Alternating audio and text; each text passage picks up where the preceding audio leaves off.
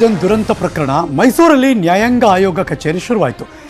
ಜಲದರ್ಶಿನಿ ಅತಿಥಿ ಗೃಹದ ಹೊಸ ಕಟ್ಟಡದಲ್ಲಿ ಕಚೇರಿ ಶುರುವಾಯಿತು. Breaking news.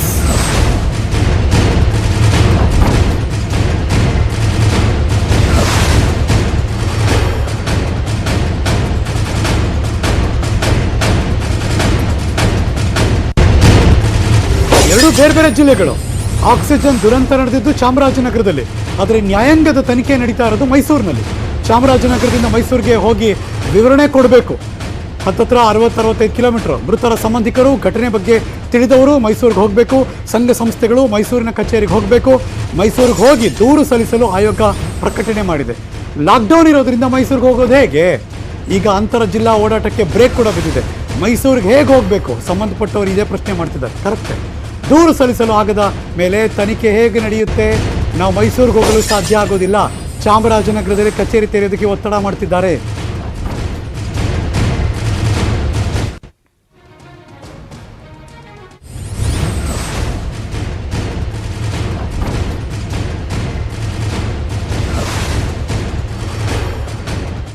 ಸರ್, ಈ ಜಿಲ್ಲಾ ಆಸ್ಪತ್ರೆಯಲ್ಲಿ ಏನೋ ಅನಿಲ ದುರಂತ ಆಯಿತು. ಅದು ಘಟನೆ ನಡೆದಿರೋದು ಚಾಮರಾಜನಗರದಲ್ಲಿ. ಅವ್ರು ನ್ಯಾಯಾಂಗ ತನಿಖೆನ ಮಾಡಿದರೆ ಅದಕ್ಕೆ ಸ್ವಾಗತ ಮಾಡ್ತೀವಿ ನಾವು.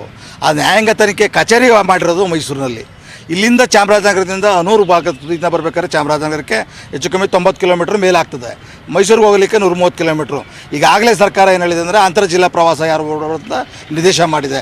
ಬಸ್ ಇಲ್ಲ, ಕಾರಿನ ವ್ಯವಸ್ಥೆ ಇಲ್ಲ. ಜಿಲ್ಲಾ ಕಚೇರಿಯವರು ಏನಾದರೂ ಕರ್ಕೊಂಡು, ಜಿಲ್ಲಾಡಳಿತರು ಆ ಬಾಧಿತರು ಯಾರಿದ್ದಾರೆ ಅವ್ರನ್ನ ಕರ್ಕೊಂಡೋಗಿ ಕೊಡ್ತಾರೆ ಅಪ್ಡೇಟ್ ಕೊಡಲಿಕ್ಕೆ, ಅಥವಾ ಸರ್ಕಾರ ಏನಾದರೂ ವ್ಯವಸ್ಥೆ ಮಾಡಿದೆಯಾ? ಆಮೇಲೆ ಸರ್ಕಾರಕ್ಕೆ ನಿಷ್ಪಕ್ಷವಾದ ತನಿಖೆ ಆಗಬೇಕು ಅಂತ ಕಾಳಜಿ ಇದ್ದರೆ ಚಾಮರಾಜನಗರದಲ್ಲಿ ಹಾಕಬೇಕು.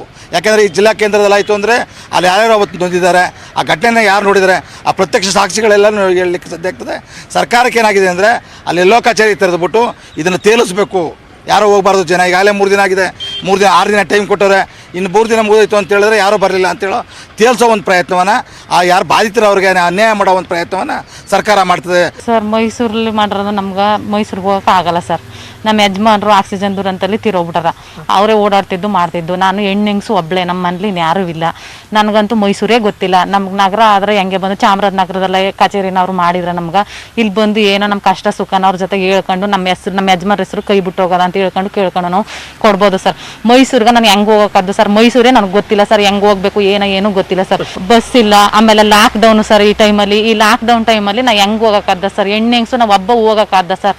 ಲಾಕ್ಡೌನ್ ಬೇರೆ ಮಾಡಾರ, ಬಸ್ ಇಲ್ಲ. ನನ್ನ ಸಹೋದ್ಯೋಗಿ ಚಾಮರಾಜನಗರದಿಂದ ನಂದೀಶ್ ದೂರವಾಣಿ ಸಂಪರ್ಕದಲ್ಲಿದ್ದಾರೆ. Good afternoon Nandish. Good afternoon. ಇವ್ರು ಕೇಳ್ತಿರೋ ಮಾತಲ್ಲೂ ಲಾಜಿಕ್ ಇದೆ ಅಲ್ವಾ? ಬಟ್ ನಂಗೆ ಹೇಳಿ, ಮೈಸೂರಲ್ಲಿ ಓಪನ್ ಮಾಡಿರೋ ಲಾಜಿಕ್ ಏನು?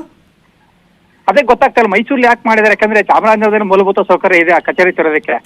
ಬಟ್ ಘಟನೆ ನಡೆದಿರೋದು ಚಾಮರಾಜನಗರದಲ್ಲಿ. ಪೂರ್ತಿ ಎಂಟೈರ್ ಇನ್ಸಿಡೆಂಟ್ ನಡೆದಿರೋದು ಮತ್ತೆ ಸತ್ತಿರೋದು ಎಲ್ಲ ಚಾಮರಾಜನಗರದವರೇ. ಬಹುತೇಕ 98-99 ಭಾಗ ರೋಗಿಗಳು ಸತ್ತಿರೋದು. ಏನು 32 ಜನ ಸತ್ರು. ಅದ್ರಲ್ಲಿ 34 ಜನ ಚಾಮರಾಜನಗರ ಜಿಲ್ಲೆನವರೇ. ಚಾಮರಾಜನಗರದಿಂದ ಮೈಸೂರಿಗೆ ಹೋಗ್ಬೇಕಾದ್ರೆ ಎಷ್ಟು ಕಷ್ಟ ಇದೆ ಅಂತ ಗೊತ್ತಿರ್ಬೇಕು ನಿಮಗೆ. ಲಾಕ್ಡೌನ್ ಇದೆ, ಅಂತರ್ ಜಿಲ್ಲಾ ಪ್ರವೇಶ ನಿಷೇಧ ಇದೆ, ಬಸ್ಗಳಿಲ್ಲ, ಕಾರ್ ಇಲ್ಲ, ಟ್ರೈನ್ ಇಲ್ಲ, ಏನೇನು ವ್ಯವಸ್ಥೆ ಇಲ್ಲ. ಜೊತೆಗೆ ನೊಂದ ಕುಟುಂಬಗಳು ಅವರೆಲ್ಲ ಬಸ್ ಚಾರ್ಜ್ ಹಾಕೊಂಡು ಕಾರ್ ಮಾಡ್ಕೊಂಡು ಹೋಗಕ್ಕಾಗತ್ತೆ ಮೈಸೂರಿಗೆ. ಹಾಗಾಗಿ ಚಾಮರಾಜನಗರದಲ್ಲೇ ತೆರಿಬೇಕು ಅನ್ನೋದು ಉದ್ದೇಶ. ಯಾಕೆಂದ್ರೆ ಈಗ ಆಲ್ರೆಡಿ ನ್ಯಾಯಾಂಗ ತನಿಖೆ ಶುರುವಾಗಿ ಸುಮಾರು 8 ದಿನ ಆಗಿದೆ. ಕಳೆದ 6ನೇ ತಾರೀಕು, ಈ ತಿಂಗಳ 6ನೇ ತಾರೀಕಿಗೆ ಒಂದು ಪ್ರಕಟಣೆ ಹೊರಡಿಸಿದೆ ಮೈಸೂರಿನಲ್ಲಿ ಆಯೋಗ. ಅದು ಕೆಲವು ಪತ್ರಿಕೆಗಳಲ್ಲಿ ಮಾತ್ರ ಬಂದಿದೆ. ಗೊತ್ತಿರೋರಿಗೆ ಗೊತ್ತಿದೆ. ಅದು ಎಷ್ಟೋ ಜನಕ್ಕೆ, ಎಷ್ಟೋ ಕುಟುಂಬಗಳಿಗೆ ಗೊತ್ತೇ ಇಲ್ಲ ಈ ಪ್ರಕಟಣೆ ಹೊರಡಿಸಿರೋದೇ ಗೊತ್ತಿಲ್ಲ. ದೂರ ಸಲ್ಲಿಸಬೇಕಾ ಬೇಡವಾ ಅನ್ನೋದ್ರ ಬಗ್ಗೆ ಗೊತ್ತೇ ಇಲ್ಲ. ಯಾವುದೋ ಒಂದು ಪತ್ರಿಕೆಯಲ್ಲಿ ಯಾವುದೋ ಒಂದು ಮೂಲೆಯಲ್ಲಿ ಬಂದು ಹೋಗಿದೆ ಅಷ್ಟೇ. ಹಾಗಾಗಿ ಬಹುತೇಕ ಮಂದಿಗೆ ಗೊತ್ತೇ ಇಲ್ಲ ಇದು ಈ ತರ ಒಂದು ನ್ಯಾಯಾಂಗ ಕಚೇರಿ ಮೈಸೂರಲ್ಲಿ ತೆರೆದಿದ್ದಾರೆ, ಅಲ್ಲಿ ದೂರು ಸಲ್ಲಿಸಬೇಕು ಅಂತ ಗೊತ್ತೇ ಇಲ್ಲ. ಯಾವುದೋ ಒಂದು ಪತ್ರಿಕೆಯಲ್ಲಿ, 2-3 ಪತ್ರಿಕೆಯಲ್ಲಿ ಮೂಲೆಯಲ್ಲಿ ಬಂದು ಹೋಗಿದೆ. ಹಾಗಾಗಿ ಇದು ಸಾರ್ವಜನಿಕವಾಗಿ ವ್ಯಾಪಕವಾಗಿ ಪ್ರಚಾರ ಆಗಬೇಕು, ಚಾಮರಾಜನಗರದಲ್ಲಿ ತೆರೆಯಬೇಕು ಅನ್ನೋದೊಂದು ಆಗ್ರಹ ಆಗಿದೆ. ಸಾಕಷ್ಟು ಜನ ನೊಂದಿದ್ದಾರೆ. ನೊಂದವರು ಮೈಸೂರಲ್ಲಿ ಹೋಗಿ ಅಫಿಡವಿಟ್ ಮಾಡಿಸಿ ಕೊಡೋಕ್ ಬಹಳ ಕಷ್ಟ ಇದೆ. ಮೈಸೂರಿನಲ್ಲಿ ಲಾಯರ್ ಹಿಡಿಬೇಕು, ಅಫಿಡವಿಟ್ ಮಾಡಿಸ್ಬೇಕು, ಬಹಳ ಕಷ್ಟ ಇದೆ. Harish Nagar. Thank you so much Nandish, ಈ ಕ್ಷಣದ ಮಾಹಿತಿ ನಾನು ಹಂಚಿಕೊಂಡಿದ್ದಕ್ಕೆ.